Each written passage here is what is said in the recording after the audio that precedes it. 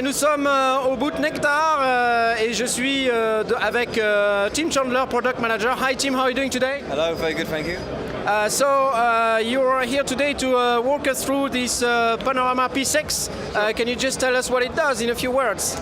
Well, the Panorama P6 is the most integrated controller on the market for Bitwig, for Logic, for Cubase, for Reason, for Reaper. You know, we write integration from scratch for the Panorama, which makes it essentially a dedicated controller for that software. We also write integration from scratch for each plugin, and it works because it works through the door rather than having to have a plugin loaded on every track in order to support a plugin. It becomes a dedicated controller for that plugin as well. So just briefly talk you through how it works definitely. From this side of things. And then I'll show you how it can work in a performance way, which is quite an exciting development that we've had. Every owner of the Panorama gets Bitwig Studio 8-track for free, and you can use that to perform. Whether you work in Logic or Reason or Cubase, you can export the audio into Bitwig, put it into a clip launcher, and then perform in a way that I'll show you at the end of this presentation. But basically, it's like having three control services in one. So if you look at the mixer, right now we were controlling Bitwig, but it's the same kind of integration for everything else that we integrate. Of course, there's differences because of different software and whatnot. So for Logic, you have EQ controls, you have smart controls. For Bitwig, you can see that we customize, but it's customized because you have custom labels on the buttons. So you can control different sends. It's always based on the track that you're performing with. And then you've got the user controls that are hard-coded and depend on the project that's active. You can control your device, change, scroll along to find the one that you want to control. And then you've obviously got a mixer that I won't talk through because it's really obvious what the mixer does. But one thing to look at, of course, they're not motorized faders. But what happens is, if they're out of position like this one is, it doesn't pick up until you connect with the software player. So you can see here you have a red mark to say that it's out of position. But the white mark is the software position. So you come down, you pick it up, and you get your volume control, you see. Over here is a motorized fader, and this is always the selected track being shown here in the white. So as I go up and down, you can see that it changes and jumps to the position. So that's the mixer mode. When you go to instrument, it becomes a dedicated controller for that instrument. Every single control on the Panorama is now controlling this instrument here.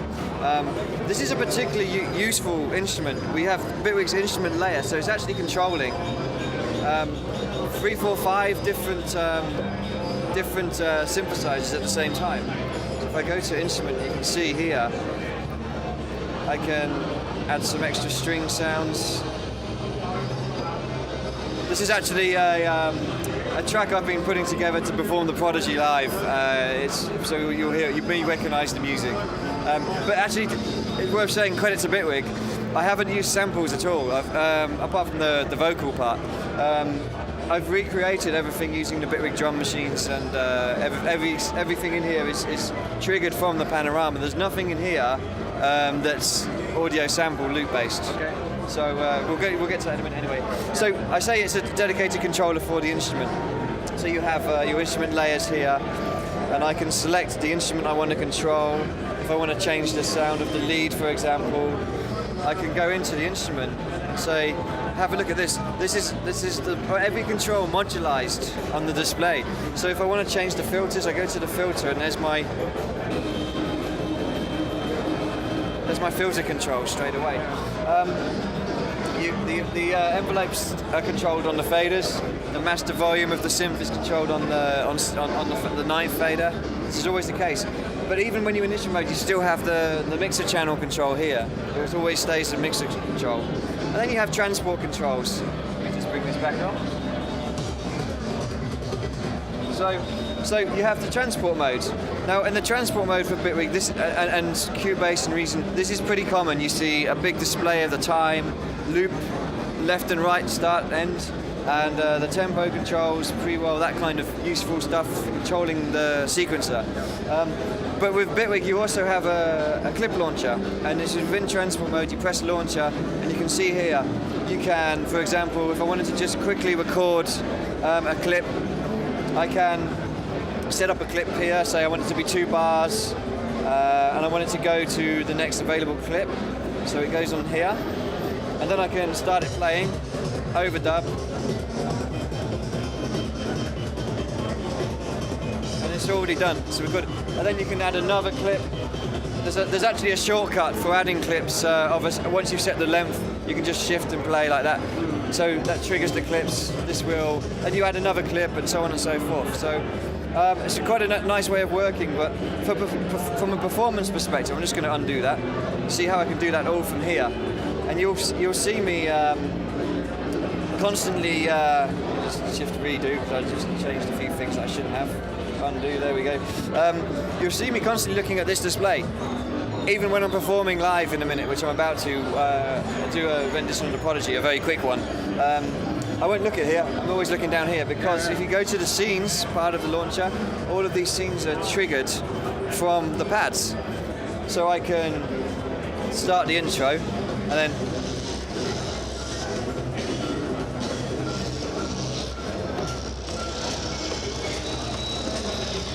so you can see how you're controlling the sound, the song part, position from here, and you're controlling the sounds from here. Going back to my my instrument layer, I've got the string sound.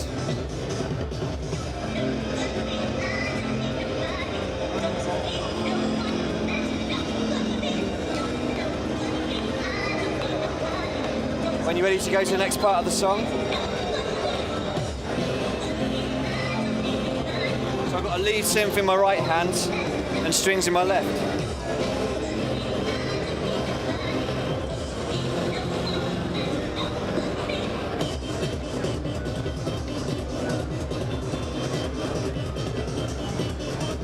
So you get the idea. Yeah, so it's a really interesting, it's a great production tool, as you can see, because of the deep integration for getting to every single parameter in your DAW, be it Logic, be it Cubase, be it Bitwig. And it's a great performance tool, particularly with the 8-track version of Bitwig that comes free with the keyboard for every Panorama owner. Oh, that's great. Just a couple of more questions. So when you want to integrate this particular product into a DAW of any kind, do you provide some sort of a driver or something that you have to do on the DAW to make it work? It takes us a lot. It's a lot of work to do integration of this level.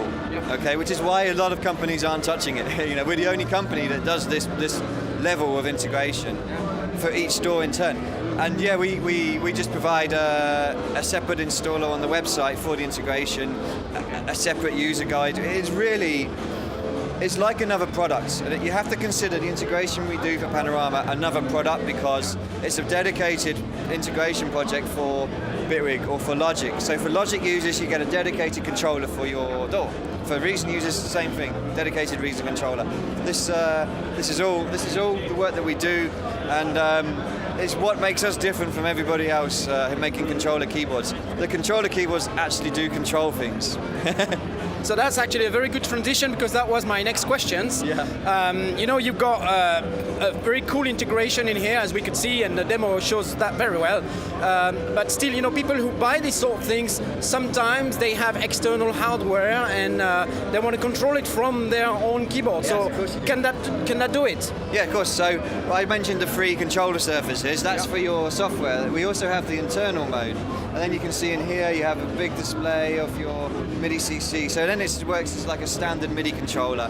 But not just MIDI, it also sends QWERTY keystrokes as well. So anything you can do from the QWERTY keyboards, you can do from very these neat. buttons. Yeah.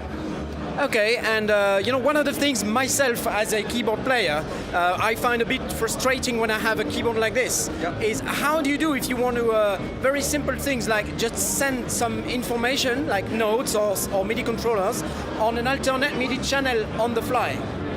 On the fly, so another Well, let's mean channel. that I want to, for example, switch instrument. Let's say I have an external synth and I want to trigger a sound on this external synth by clicking on a button.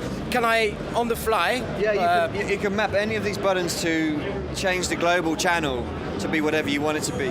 There's also a quick link to the globals page where you have global channel. You can change the program. You know, and you can map anything, everything's mappable. Recording presets is mappable, so a button can record a preset, an internal preset, global channel, programs, everything is completely mappable on this controller. Okay, well, thank you very much, Tim, for that. I have a very last question, which is the one I ask to everyone, or nearly everyone. Because we are a French live show, do you like camembert? Oh yes, always. Okay, well, thank you very much, Tim. See you next time. Bye. Thank you.